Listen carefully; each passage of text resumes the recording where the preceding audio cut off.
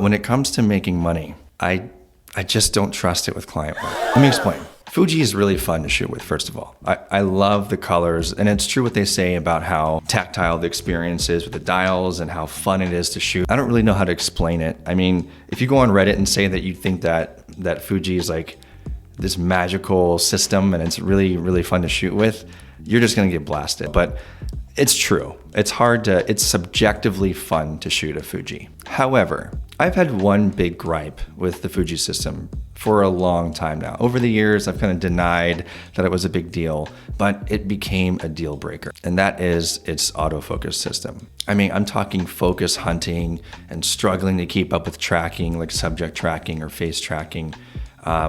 Once I shot with both the Sony, at the time it was the A7R III, and also when I picked up the Canon R5, I realized just how much I was missing out on with how good their focus systems are. And look, I'm not talking about just missing occasionally, one or two shots. I'm talking about like a really bad hit rate. And listen, I'm the first person to admit if I am doing something wrong or if it's user error, like I will definitely admit that. But that just wasn't the case here. I mean, I've tried so many different focus settings and changing things up in the camera system, and I could just never get it to work properly. When I first picked up the 100S, I set up a model test with a friend of mine who's an amazing model. I mean, I'm talking just really good at expressing and posing. Well, when I was doing the shots, like there was a lot of like focus hunting, the tracking was lagging behind. I was getting so many out of focus shots, it wasn't even funny.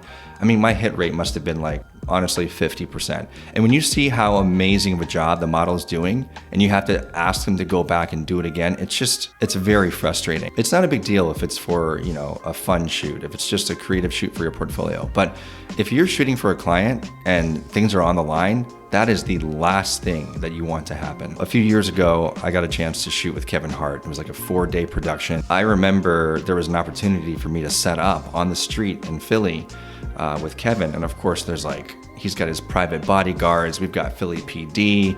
We have another security team, I think, on set.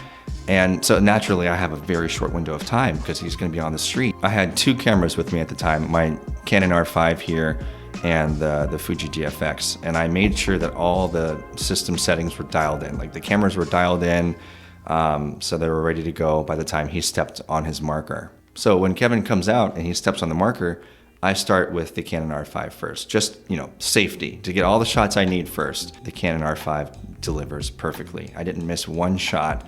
I was just rapid fire, making sure I got everything. And then I had my assistant hand me the Fuji, and I started shooting with the Fuji. Now, at this point, I only have like maybe 30 seconds left before Kevin has to leave. So I'm doing as much as I can. And I got a couple of shots, but I definitely missed a bunch. And that, thank God I shot with the Canon first, because if I had relied on the Fuji, I don't know if I would have gotten what I needed. Thankfully, I had other opportunities on that shoot to get really great shots of Kevin where the schedule wasn't so chaotic and he had more time to sit and just kind of relax.